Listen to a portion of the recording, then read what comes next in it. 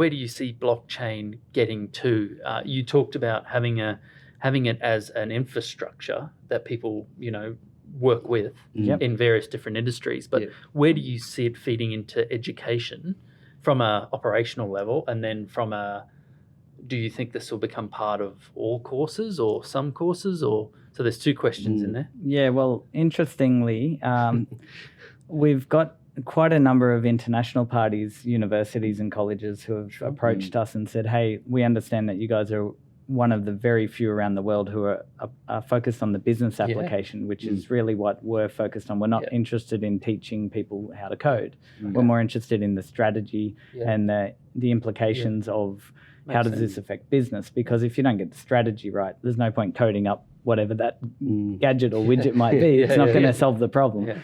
So we, because of that, we've had interest from all around the world where they've come at various different levels of education, and they're basically looking for we're in that shift point of where does it fit in their curriculum? Because especially example is one of the South American big universities has tens of thousands of students a year, and they said what we'd like to do with your course is actually put a couple of units across every single course that's in the university.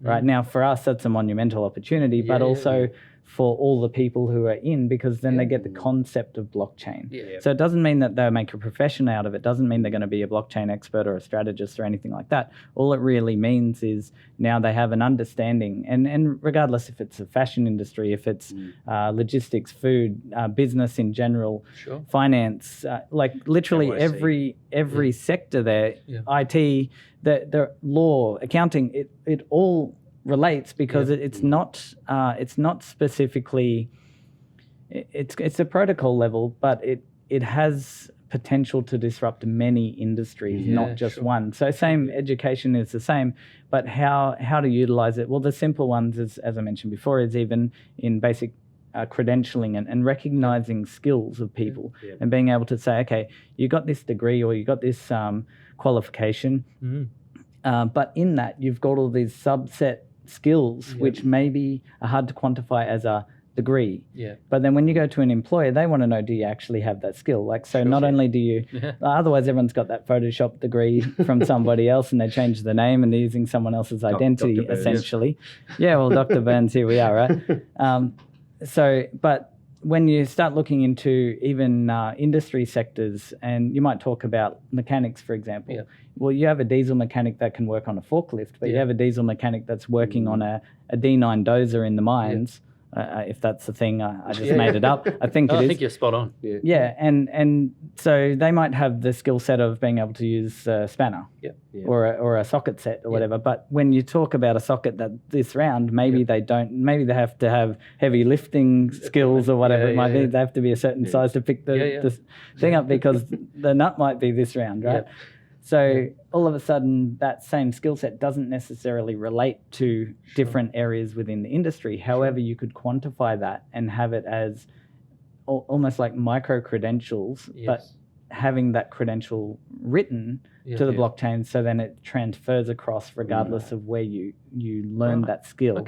Right. So and that's more than it becomes a more functional application when you start tying it with industry and employers and all sorts of things where they it's not just about, hey, this is my qualification, but it's, hey, this is my qualification, and everyone can check that across the industry and know that I've got those skills. And now all of a sudden you might be moving from a forklift mechanic to a D9 thing, and most of your skills transfer, but certain ones you need to fill. So instead of having to do a whole qualification or another apprenticeship, you go, well, I only need to cover off 3 topics here. So it takes you 3 weeks to get up to speed versus another 12 months or whatever. So we can save time in that.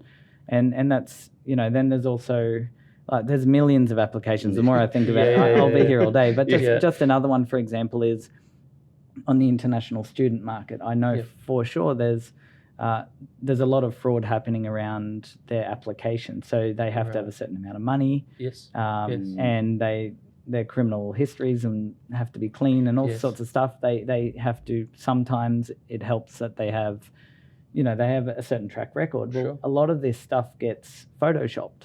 Right. So there's whole divisions that spend their whole business model around, we have to check that this information is correct, because we can't put a fraudulent student across to the university or to the TAFE or to the college or RTO or whatnot. Yeah. So how do you think blockchain feeds into that then?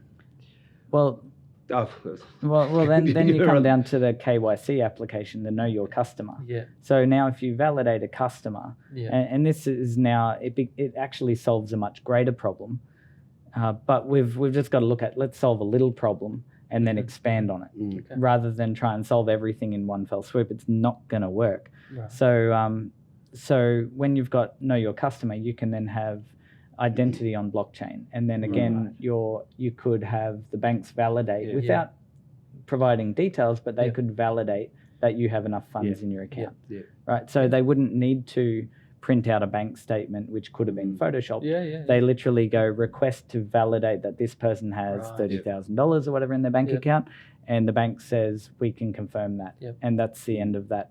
Right. And the digital signatures and whatnot. So you're approving access to certain information, and this is where it gets a lot more technical, and this is where the strategy comes in again. Right. If you get that wrong, it just becomes a gadget again.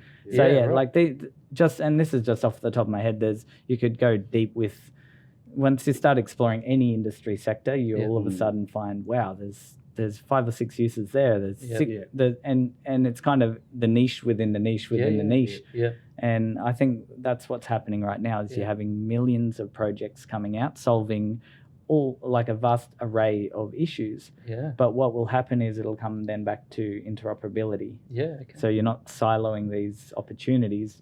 Initially you're solving that problem there, but if it can interoperate with other platforms, now all of a sudden you've got transferable data, which is the one of the tenets of blockchain, is being able to own and transfer data. Yeah, right.